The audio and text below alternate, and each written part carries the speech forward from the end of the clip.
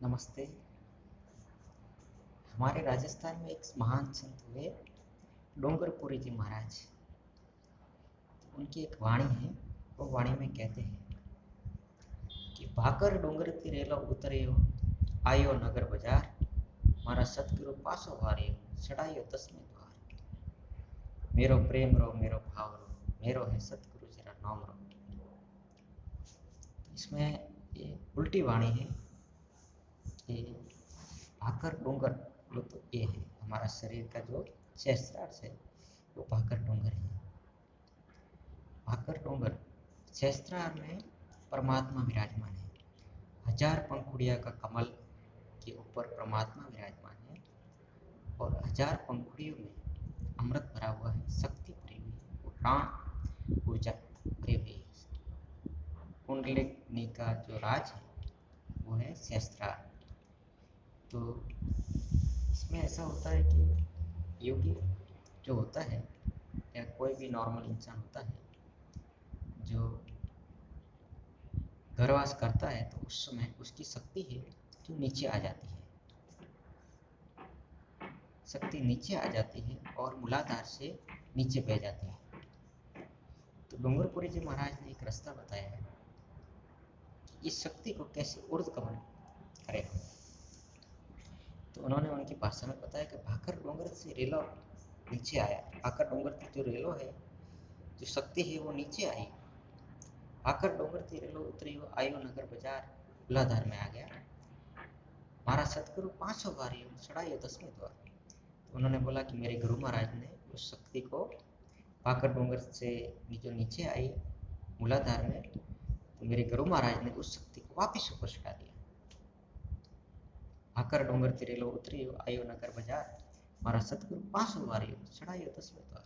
मेरे गुरु महाराज ने जो भाकर डोंगर से जो शक्ति नीचे आई थी उसको बाहर नहीं जाने दिया और उसको वापस ऊपर चढ़ा दिया। जहां से आया था वहीं पे भेज दिया वापस। तो ये जो क्रिया बताई है उन्होंने डोंगरपुरी जी महाराज ने, ये गुप्त क्रिया है। वैसे सबको पता है लेकिन किसी को भी पता नहीं है मूल भेद का। तो जैसे जो इंसान अपनी पत्नी के साथ में जो घरवास करता है उससे उसकी जो शक्ति है वो मूलाधार से इंद्रिय से होकर बाहर चली जाती है। तो डोंगरपुरी जी महाराज कहते हैं कि अगर इस शक्ति को जो योगी चाहता है सभी की इच्छा से कि उसको बाहर जाने नहीं देना, तो वह इसका उत्गमन कर सकता है। बरोबर। स्त्री भी कर सकती है, पुरुष भी कर सकता है। पुरुष भी अपनी शक्ति की रक्षा करता है, स्त्री भी अपनी शक्ति की रक्षा कर सकता है। तो उसका जो प्रयोग है वो ये है कि पूरी श्वास को बाहर फेंक देने का, पूरी श्वास को बाहर फेंक करके बाहर ही रोकने का और बाहर रोक करके पेट को अंदर करने का, जलांतरपन लगाने का और मूलाधार को संकोचने का और श्वास को बाहर ही रोके रखने का। इस क्रिया को करने से जो हमारी जो शक्ति सहस्त्रार से नीचे आई है उसका ऊर्ध्वगमन होता है। वो शक्ति वापिस सहस्त्रार में चली जाती है। भाकर डोंगर तिरेलो उतरियो, आयो नगर बाजार, मारा सतगुरु पासो वारियो, चढ़ायो 10वें द्वार। जो सहस्त्रार से जो शक्ति नीचे आई थी मूलाधार में, उस शक्ति को हमारे गुरु महाराज ने वापिस ऊपर चढ़ा दिया। बरोबर। तो ये क्रिया बहुत गुप्त है। जो योगी लोग हैं बहुत कम, ऐसे कोई करोड़ों में एक भी नहीं। ये मेरी समय की खोज है। मैंने इस विषय में गुरु की खोज की लेकिन ऐसा कोई गुरु नहीं मिला जो इस शक्ति का ऊर्ध्वगमन करे। मैंने बहुत सारे शास्त्र पढ़े, बहुत सारे संत महात्मा के पास में गया लेकिन इस विधि को जानने वाला कोई नहीं मिला। मेरे समय का अनुभव है। तो ये जो है त्रिबंध है, मूल बंध, जलांतर बंध और उड़ियान बंध। भारत में बहुत सारे करते हैं मूल बंध, उड़ियान बंध, जलांतर बंध को, लेकिन ये बात आपको कोई नहीं बताएगा। उनको पता ही नहीं कि इससे क्या होता है। वो सिर्फ थोड़े बहुत फायदे बताते हैं लेकिन इस विषय में कोई बोलने वाला नहीं है भारत में। कि इस वीर्य ऊपर चढ़ता है। तो हम इस प्रयोग को करेंगे, हमारे जीवन का कल्याण करेंगे, और जो मूल शक्ति है, शरीर का जो राजा है, उसकी हम रक्षा करेंगे। जो नीच पवन है उसकी हम रक्षा करेंगे। भारत में ऐसा बहुत फैल गया है नीच धर्म को लेकर के कि दूसरे लोग बहुत इसका दुरुपयोग कर रहे हैं। कुछ लोग तो इसको पीते भी हैं। पीना तो बहुत गलत है। ये वीर्य कभी पिया नहीं जाता है। एक बार इंद्रिय से निकल गया तो बात खत्म हो गई। वीर्य है वो तो अन्न से बना हुआ है, और उसकी जो वीर्य की जो शक्ति है उसको बोलते हैं नीच पवन। उस नीच पवन की कीमत है, वो आकाश में उड़ गया। जैसे इंद्रिय से बाहर आया, नीच पवन आकाश में उड़ गया। उस पवन को आप कैसे पियोगे? जो वीर्य है वो तो 5 तत्वों से बना हुआ है। वीर्य को पीने से कोई फायदा नहीं। ठीक है, थोड़ी सी शक्ति आपको मिलेगी, बाकी आत्मा का कल्याण नहीं। कल्याण होगा हमारा ऊर्ध्वगमन से। जो मूलाधार से शक्ति जो बाहर जा रही है उसको रोकने से, उसका ऊर्ध्वगमन करने से फायदा होगा। लेकिन कुछ लोग भूले भटके हैं, उनको भी अभी सुधरना चाहिए। उनका समय आ गया है। पीने से कोई फायदा नहीं होगा। ये विधि है, ये सबसे पहले शंकर भगवान ने खोजी थी। शंकर भगवान ने इसका प्रयोग किया, पार्वती जी ने प्रयोग किया, कबीर साहब ने, गोरखनाथ, बहुत सारे संतों ने इसका प्रयोग किया और अपने जीवन का कल्याण किया। और उसके बाद में एक विधि पूरी लुप्त हो गई इस संसार से। अभी किसी के पास भी नहीं है कि ऊर्ध्वगमन कैसे किया जाता है। क्योंकि मैंने पूरे भारत में बाहर भी खोज की, लेकिन मेरे को कोई भी एक भी ऐसा महात्मा नहीं मिला जो वीर्य को रोके। सब कोई यही कहते हैं कि इसको हम रोक नहीं सकते, ये कभी रोक नहीं सकता है, ये तो शक्ति उसके द्वार से नीचे जाएगी और इसकी कोई विधि भी नहीं। तो इस विधि को अपनाना चाहिए और हमारा कल्याण करना चाहिए खुद को। तो अभी हम प्रयोग करेंगे। ये सुबह शाम दोनों समय में करना चाहिए इसका प्रयोग।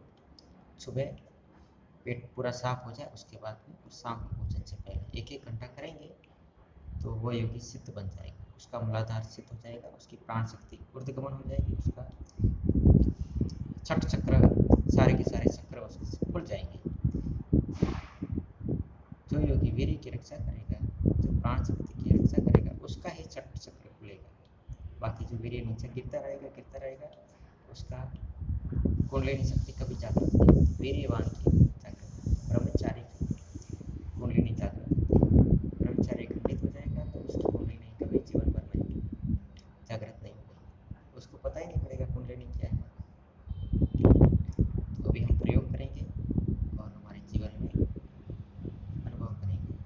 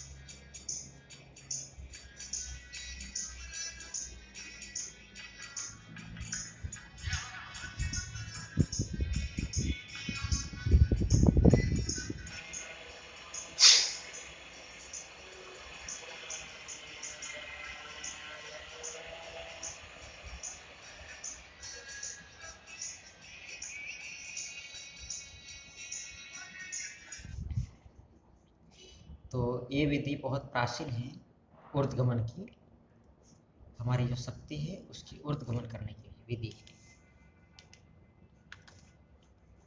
बहुत सारे योगियों ने इसका प्रयोग किया है, सनातन धर्म से लेकर के शुरुआत से लेकर एंड तक बहुत प्राचीन विधि है। इसका प्रयोग सबसे पहले भगवान शिव ने किया था, शिव और शक्ति ने। इसका प्रयोग विष्णु भगवान और लक्ष्मी जी ने किया था। इसका प्रयोग ब्रह्मदेव और माता सावित्री जी ने किया था। बहुत सारे देवी देवताओं ने इसका प्रयोग किया। सारे महात्मा जो नंबर 1 पर थे, जितने भी जो गहरे महात्मा हैं, उन लोगों ने इनका प्रयोग किया और अभी हम भी इसका प्रयोग करेंगे और हमारी शक्ति का उत्तुंगमन करेंगे। ये बहुत ही मूल चीज है।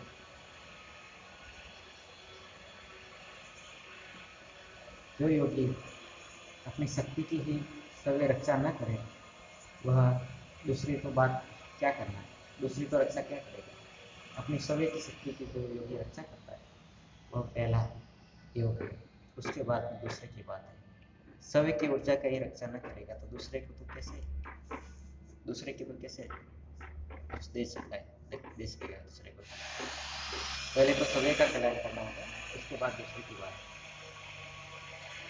तो ये प्रयोग हमें करेंगे, सुबह करेंगे, शाम को करेंगे और हर रोज करेंगे। ऐसा नहीं कि आज किया कल नहीं किया, 2 दिन किया उसके बाद आजीवन ये प्रयोग करना है। इससे हमको बहुत फायदा होगा। नमस्ते।